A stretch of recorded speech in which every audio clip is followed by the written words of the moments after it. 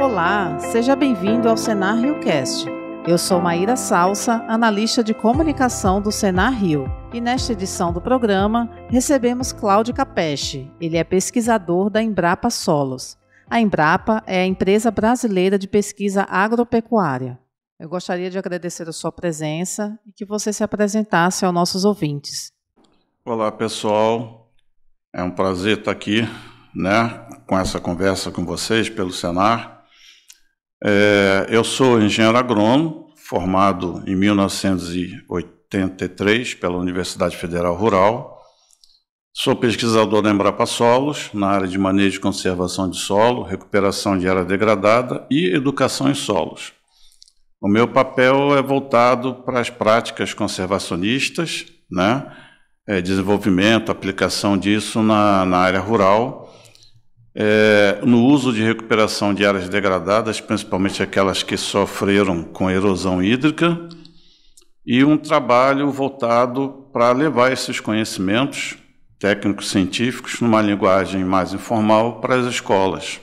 Eu gostaria de começar essas perguntas sabendo qual a importância do solo, como ele impacta na nossa vida, na produção de alimentos e no equilíbrio ambiental.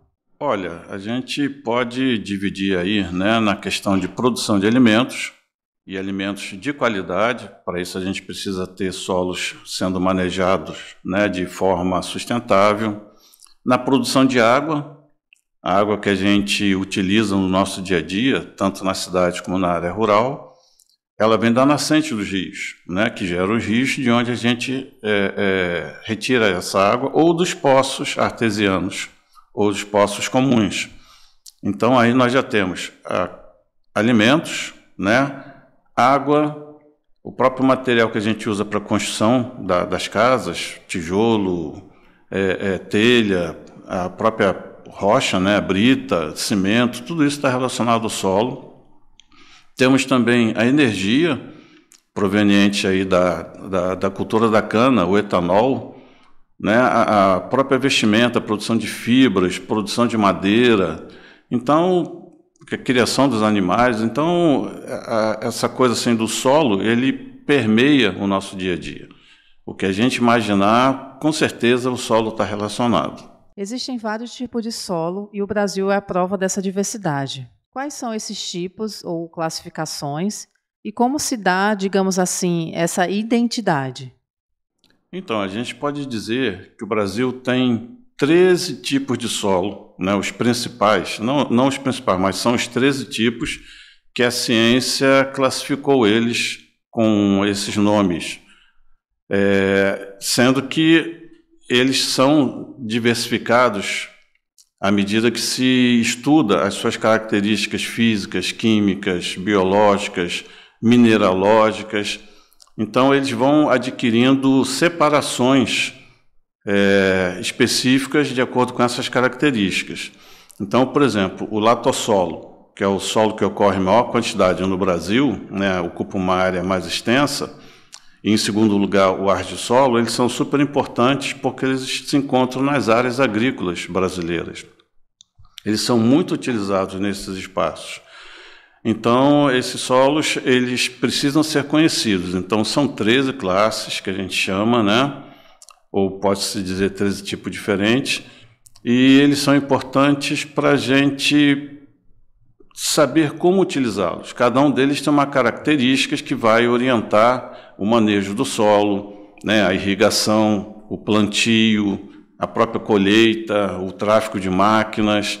Então, isso tudo é necessário para a própria infiltração de água e armazenamento de água. Então, isso tudo é importante para a gente poder ter um uso sustentável desses solos. Você é um estudioso do solo. Como a ciência do solo pode contribuir para a qualidade ambiental e a sustentabilidade agrícola? Então, para a gente saber quais são os tipos de solo e suas características, a gente precisa estudá-los em campo.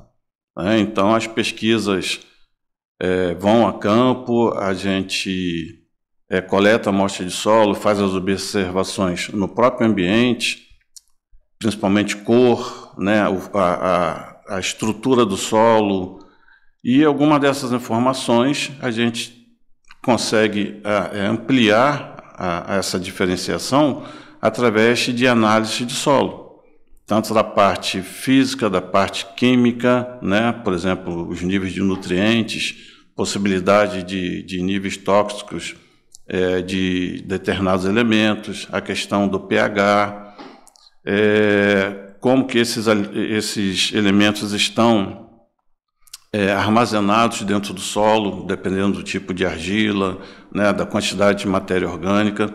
Essas informações a gente consegue obter em laboratório, associadas ao que a gente observou no campo, associadas também ao tipo de vegetação que ocorre sobre esse solo, lá no local onde ele está sendo estudado, o tipo de relevo, se é um relevo mais plano, mais ondulado, mais elevado.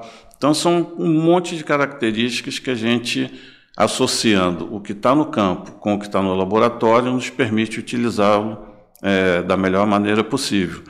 E como ele está beneficiando a sociedade, principalmente oferecendo informações científicas, técnicas científicas, para se poder fazer o preparo do solo quando é necessário, fazer um sistema de manejo, né, que use os nutrientes na quantidade adequada, a água na quantidade adequada, que a sua biodiversidade não seja afetada, né, a biodiversidade do solo, que a gente não tenha erosão. Então, isso tudo associado, nos possibilita termos alimentos mais saudáveis, né, uma segurança alimentar e ambiental para a sociedade. Tudo está interligado na e com a natureza. De que maneira a fauna e a flora podem contribuir para evitar a degradação do solo? A gente pode dividir em duas partes.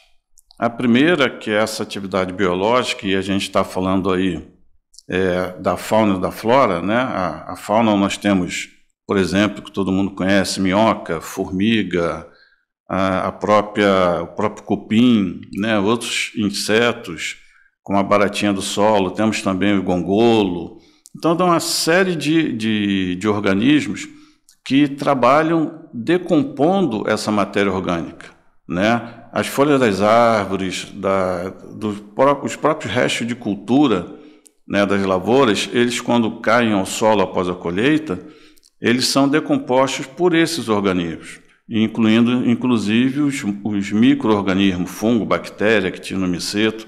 Então, essa biodiversidade, ela atua na ciclagem de nutrientes. A planta cresce, né? Ela absorve nutrientes, cria a sua parte aérea, folhas, galhos, frutos. Após a colheita, ou após, né, no ambiente natural, esse material retorna à superfície do solo e esses animais vão transformando isso novamente em nutrientes para que o ciclo continue. E outra coisa também está relacionado às melhorias das condições morfológicas do solo. Por exemplo, porosidade, né? Ele ajuda as partículas orgânicas e minerais do solo se agruparem em pequenos agregados, e isso favorece a formação de poros que melhoram a infiltração de água, né? E essa matéria orgânica também ajuda na retenção de umidade. Então, a gente pode dizer que essa biodiversidade é fundamental. A gente precisa ter sempre um solo vivo. As causas da degradação do solo são diferentes. Você pode listar quais são as mais comuns? A degradação ela é variada, né? Ela pode ser por conta da erosão hídrica, da erosão eólica, pode ser por deposição de resíduos, principalmente os resíduos orgânicos, né? Que tem uma carga de substâncias que poluem não só o solo, mas também o lençol freático, o uso excessivo de agroquímicos como fertilizantes e agrotóxicos, deposição de rejeitos de indústrias sobre o solo de forma inadequada. Mas eu acho que o que a gente precisa focar mais, que é o mais grave, é justamente a erosão hídrica. Segundo dados da FAO, a perda de solos no mundo, né, chega a 40 bilhões de toneladas por ano.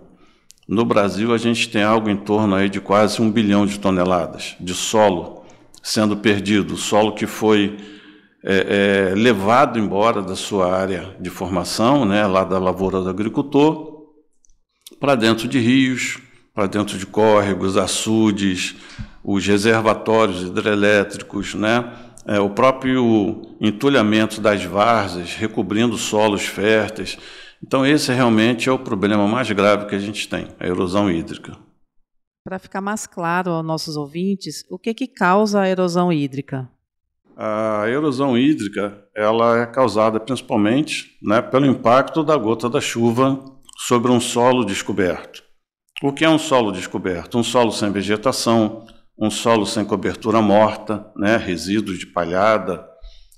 E esse impacto da gota da chuva, ele destorrou os solos, ele dissolve aquela camada superficial do solo, favorecendo com que a enxurrada leve esse solo embora. E a enxurrada ela ocorre principalmente, né, quando começa a ter um desnível no terreno. E mesmo um solo que possa parecer plano, ele sempre vai ter o escorrimento localizado para algum lugar.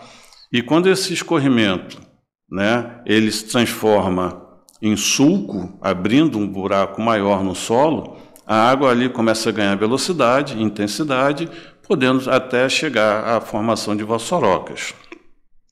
E você pode indicar como pode ser feito o combate da erosão hídrica? A principal forma de se combater a erosão é utilizar as práticas conservacionistas de manejo e conservação de solo e água. O que isso significa? A gente tem que desenvolver sistemas de produção, né? Utilizar sistemas de produção que promovam a cobertura do solo. Então, o solo não pode ficar exposto ao impacto da gota da chuva. Não utilizar queimadas, porque a queimada destrói justamente essa cobertura do solo, né? Outra coisa é não utilizar o preparo do solo de forma excessiva, apenas quando houver necessidade. Quando não houver, a gente pode passar para o uso do sistema de plantio direto, né? E é importante até a gente forçar essa ideia de que a queimada favorece, né, a rebrota da pastagem, mas, na verdade, o que o produtor tem que fazer é usar um sistema de plantio que promova uma pastagem de qualidade, né? E não essa coisa de ficar queimando sempre o solo. Outra coisa também que a gente pode usar é o que a gente chama de terraço. Mas terraço é uma tecnologia que pode ser confundida com aqueles patamares, né, que a gente vê muito na região dos Andes, mas o que a gente chama de terraço agrícola são cordões em forma de murundu, normalmente utilizados em curva de nível, para reduzir a enxurrada da chuva, né, sobre o terreno. Ela não ganha velocidade. Podemos associar também aos terraços as bacias de retenção. É como se fossem pequenos açudes construídos na área da lavoura, ou mesmo na área da pastagem, ou principalmente também, né, beirando as estradas para evitar a própria erosão na estrada, no caminho rural. Essa água, ao ser desviada para essa bacia de retenção, ela reduz a sua velocidade, ela permanece ali armazenada, aumentando a infiltração de água naquele solo. E com relação ao mapeamento do solo, qual a importância para o produtor rural?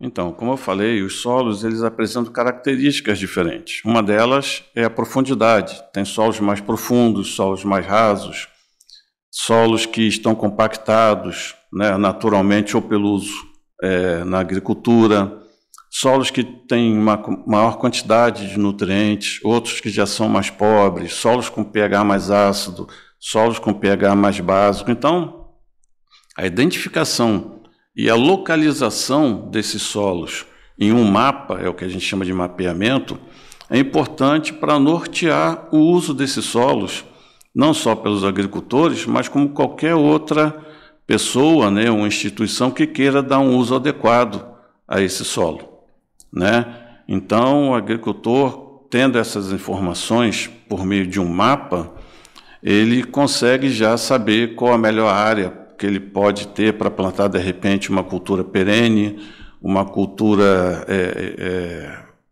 temporária, né, como arroz, feijão, milho, até mesmo mandioca.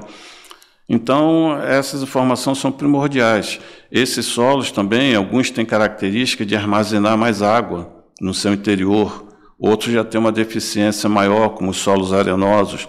Então, isso também dá orientação sobre o tipo de sistema de irrigação que o produtor pode vir a utilizar. Tá? Então, são perguntas, são assim, ações, né? Ações e perguntas que o agricultor deve fazer. Qual o melhor solo que eu tenho ali na minha propriedade para poder cultivar determinada lavoura? É claro que nem todo mapeamento consegue delimitar as áreas de uma forma satisfatória como a gente gostaria. Mas o técnico, ao orientar o agricultor, né, interpretando aquele resultado, ele tem uma noção do solo que está ocorrendo ali e pode dar essas referências de como utilizá-lo de forma sustentável. Muito importante. E como é que o produtor ele pode conseguir informações sobre o mapeamento dos solos? Bom, ele pode contactar a assistência técnica, né, extensão rural, aqui no Rio de Janeiro ou de seu município, caso seja fora do Rio de Janeiro, ou acessar diretamente o site da Embrapa, chamado GeoInfo. Ali tem vários mapas de solos, não só de solos, né, mas outras informações que podem ser muito úteis, podem não, são muito úteis, né, para o agricultor fazer o uso da sua área. O link do GeoInfo Embrapa é o geoinfo.dados.embrapa.br. Estamos perto do fim do programa, Cláudio, mas antes eu gostaria de saber o trabalho que a Embrapa realiza nas escolas e comunidades para falar sobre o solo e a sua importância. A educação ela é fundamental para qualquer ramo de atividade na nossa vida, né? Qualquer profissão. E no caso do manejo sustentável dos solos, ela é fundamental para que as pessoas possam utilizar o solo da melhor maneira possível, né? Não só o solo, mas a água, o meio ambiente do modo geral. E os sistemas de produção. Então, a Embrapa, desde 1997, ela vem trabalhando com as escolas num programa chamado Embrapa Escola, onde as escolas, né, os alunos, os professores, ou visitam a unidade da Embrapa, o centro de pesquisa, ou a Embrapa vai até nas escolas, nas comunidades, nos quilombos, qualquer espaço que necessite de ter essas informações numa linguagem acessível para esse público especial. A gente traduz essa linguagem técnico-científica numa forma que a garotada consegue perceber, assimilar e sensibilizar, né, para a importância do solo, da importância desse solo na nossa vida, a importância desse solo para o planeta. Cláudio, muito obrigada por estar conosco aqui no Senar Cast. Nossa, Maíra, eu que agradeço demais a oportunidade de estar aqui no Senar, né, conversando com o pessoal, e qualquer coisa já sabem, é só entrar em contato comigo ou acesse aí o site da Embrapa, né, a Embrapa Solos, no caso a minha unidade também está disponível, e a gente terá o maior prazer de poder estar conversando com vocês, orientando, explicando o que for necessário. E obrigada a vocês, ouvintes. Se gostou, curta e compartilhe. Até nosso próximo programa.